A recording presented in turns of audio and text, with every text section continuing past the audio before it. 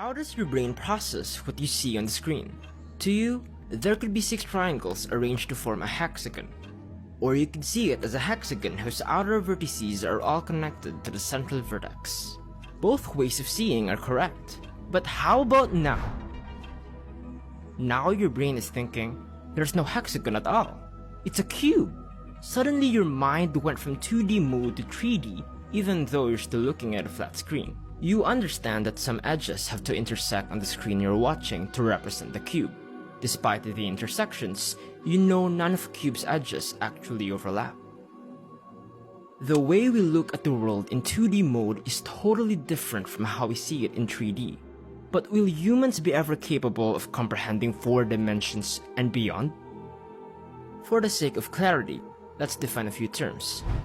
Topology. It's a branch of mathematics concerned with the properties of a geometric object that are preserved under continuous deformations. For example, the number of holes that a donut has. No matter how much we stretch, twist, crumple, or bend it, it will always have one hole. Manifold. In simple terms, it's anything that can exist in any dimension.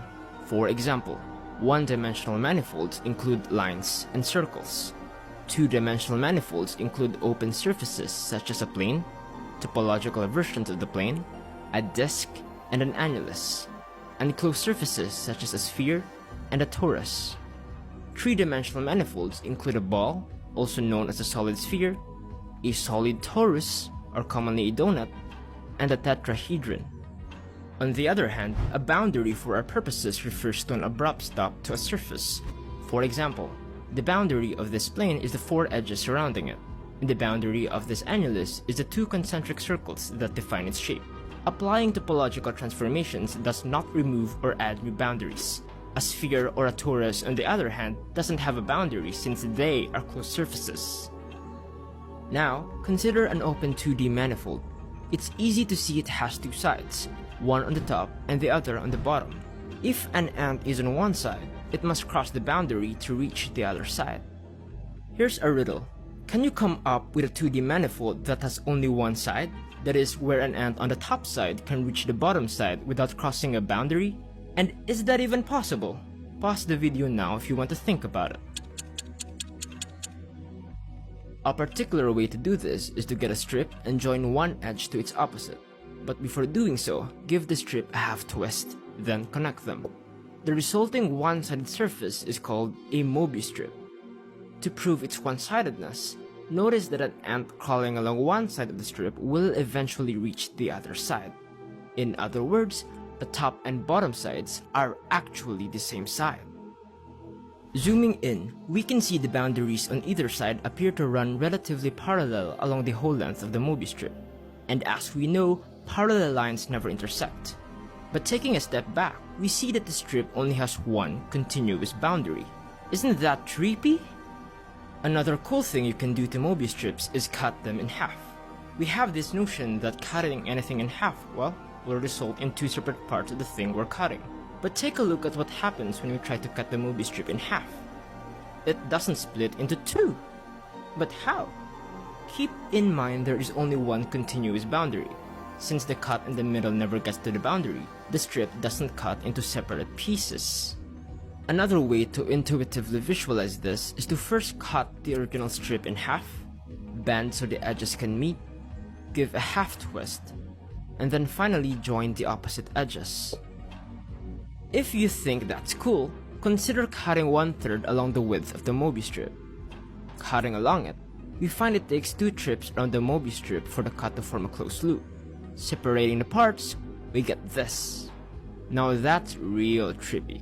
But we can visualize this by first doing the cut, the twist, and then joining the edges.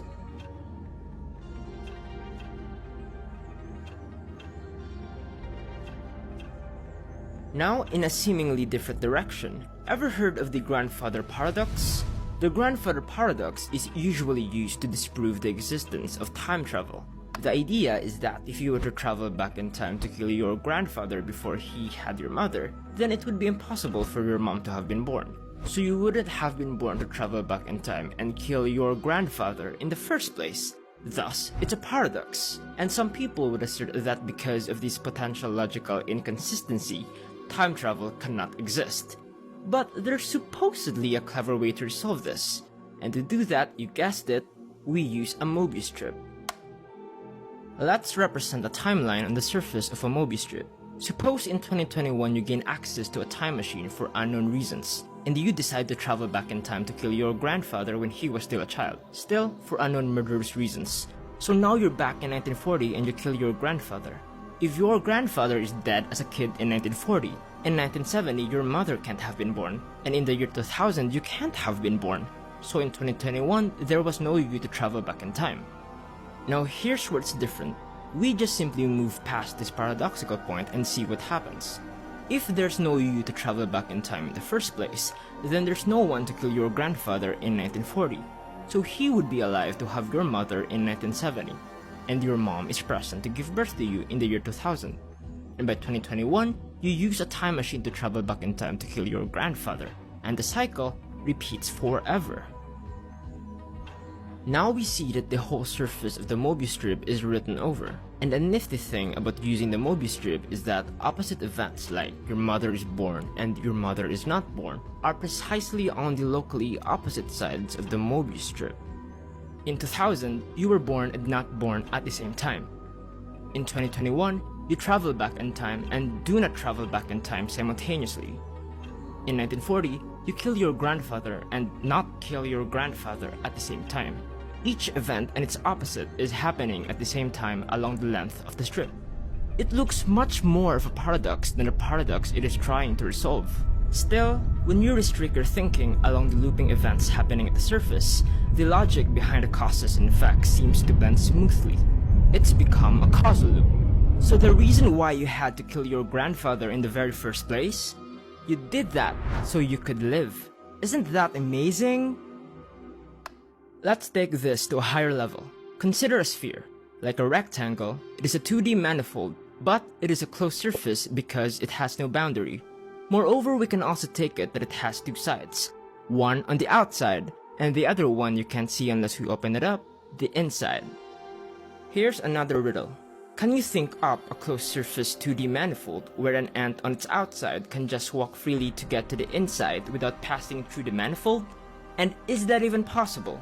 Pause the video now if you want to think about it. It sounds impossible, but is it? Well, yes and no. Yes, it is possible, but no, since it can only exist in 4 dimensions. But still, we can try to see what it looks like to our 3-dimensional brains. Are you ready? This 2D manifold is called a Klein bottle. It is a closed surface with no boundary. If an ant were walking along its surface, it would be able to reach the inside and outside without ever encountering a boundary or falling over an edge. That's because, as mentioned, the outside and inside of the Klein bottle are one and the same side, despite it being a closed surface. Notice that there's a part where the Klein bottle appears to intersect itself. This is only a manifestation of the limits of 3D visualization. Here's an analogy. At the beginning of the video, we saw a 3D cube. We understood how certain points have to intersect on the screen to represent it. Yet despite these apparent intersections, we know none of the cube's edges actually intersect, and we can precisely apply the same idea here. In addition, realize that you are looking at a 2D image of a 3D representation of an object that can only be embedded in 4 dimensions. Trying to explain the 4th dimension is like describing colors to a person blind since birth. There's no way to actually visualize it correctly, but we can try. So far, we've only talked about dimensions that are spatial, that is, dimensions that relate to space. But there's another dimension we can understand, the temporal dimension, also known as time.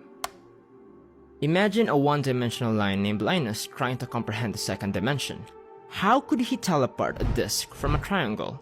Well, one way is for these 2D shapes to slowly cross Linus's plane of existence, or in his case, his line of existence.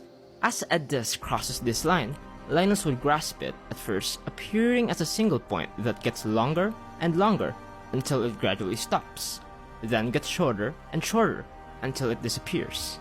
For the triangle, on the other hand, First, Linus would comprehend it appearing suddenly as a long line that gets shorter and shorter until it disappears.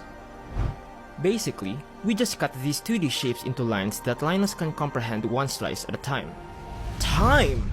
Since Linus can only understand up to one spatial dimension, he needed a passage of time or temporal dimension to compensate for his lack of comprehension for a second dimension. In other words, instead of space, he is using time for the second dimension.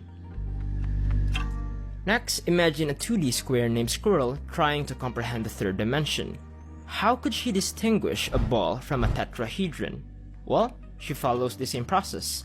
As the ball slowly crosses into Squirrel's plane of existence, she would grasp it at first, appearing as a single point, turning into a disc that gets bigger and bigger until it gradually stops, then becomes smaller and smaller, where it then disappears. On the other hand, as the tetrahedron crosses her plane of existence, she would comprehend it appearing suddenly as a triangle that gets smaller and smaller until it disappears. In the same manner as before, what we basically did was slice up these 3D objects into flat 2D shapes that Squirrel can comprehend one slice at a time. Do you see where this is going? Going back to the Mobius strip, it's a 2D manifold that can only be embedded in at least 3 dimensions. If we were to restrict it to 2 dimensions, basically to squash it flat and leave only its boundary, it is clear this curve intersects itself right about here. If we lift some part of it into the 3rd dimension, it will no longer cross itself. It appears that adding an extra dimension will remove this self-intersection. When Squirrel hangs around nearby, she can see the boundary of the Mobius strip one slice at a time.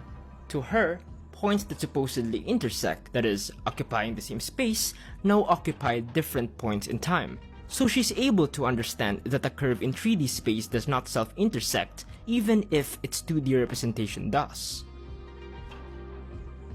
Finally, we are ready to see the Klein bottle in its full glory. Like the Mobius strip, the Klein bottle is a 2D manifold but can only exist in at least 4 dimensions. What you see here is only its 3D representation. And just like what we just saw, we can remove the apparent self-intersection of the Klein bottle by lifting a part of it to the 4th dimension. And to visualize the 4th dimension, we cut up the Klein bottle to see one 3D slice at a time, with the help of the passage of time.